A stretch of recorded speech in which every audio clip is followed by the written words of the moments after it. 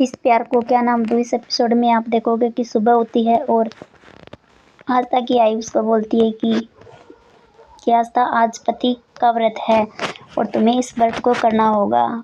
जाओ वहाँ से जाकर शगुन की थाल ले आओ। आस्था जो होती है वो शगुन की थाल लेकर आ जाती है और आस्था को उसकी सासू बोलती है कि तुम्हें ये व्रत मेरे बेटे के लिए करना होगा। आस्था बोलती है कि नहीं, मैं ये व्रत नहीं करूँगी।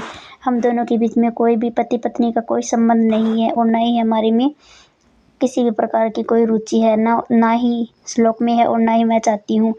हमने मन से एक दूसरे को पति और पत्नी नहीं माना है, तो मैं ये व्रत नहीं करूँगी। श्लोक वाहिनी बोलती है कि नहीं, तुम ऐसे कैसे साफ साफ मना कर सकती हो। ये हमारे घर का रिवाज है, हमारे घर के रीति रिवाजों में तुम्हें ढलना ही होगा।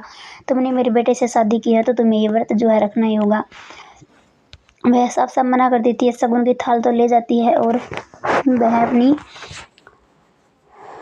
सोचती है कि मेरी आई को पूछती हूँ कि ये व्रत वगैरह होते हैं या नहीं होते हैं। आस्था जो है अपनी घर पे फ़ोन मिलाती है और अपनी माँ और दादी माँ से पूछती है कि दादी माँ, क्या ये व्रत पति व्रत होता है। वह बोलती है कि हाँ बेटा, पति व्रत होता है। कहीं कहीं पर यह मान्य होता है और कहीं कहीं पर ये नहीं मान्य। तो तुम्हारे ससुराल में अगर मान्य है तो तुम्हें तुम्हारे पति के लिए व्रत करना होगा। आस्था बोलती है कि नहीं, मैं नहीं करूँगी, मुझे कोई भी दिलचस्पी नहीं है उनके लिए व्रत करने में। इतने में श्लोक आ जाता है। श्लोक बोलता है कि तुम्हें व्रत करना ही होगा, ये हमारे घर का नियम है। हमारे घर की सभी औरतें हमेशा से व्रत करती आई हैं, तो तुम्हें भी इस नियम का पालन करना होगा और मेरे लिए तुम्हें व्रत रखना होगा। आस्था बोलती है कि नहीं, मैं एक हरगिज़ नहीं रखूँगी आपके लिए व्रत, और मैं क्यों रखूँ आपके लिए व्रत। आपने अभी तक ना ही तो मुझे अपनी पत्नी माना है और ना ही मैंने आपको अपना पति माना है।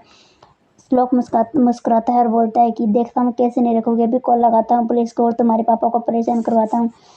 श्लोक उसको ब्लैकमेल करता है और अपने लिए व्रत रखने के लिए आस्था बोलती है कि इन्हीं घिनौनी हरकतों की वजह से मेरे दिल में तुम्हारे लिए ज़रा सी भी जगह नहीं है और तुम्हारा जैसा घटिया इंसान मैंने आज तक नहीं देखा। और तुम मेरे पापा को क्यों परेशान कर रही हो। उसने तुम्हारा क्या बिगाड़ा है। जो भी करना है वो मेरे साथ बदला लो और मेरे पापा को बार बार मैं क्यों बीच में घसीटते हो।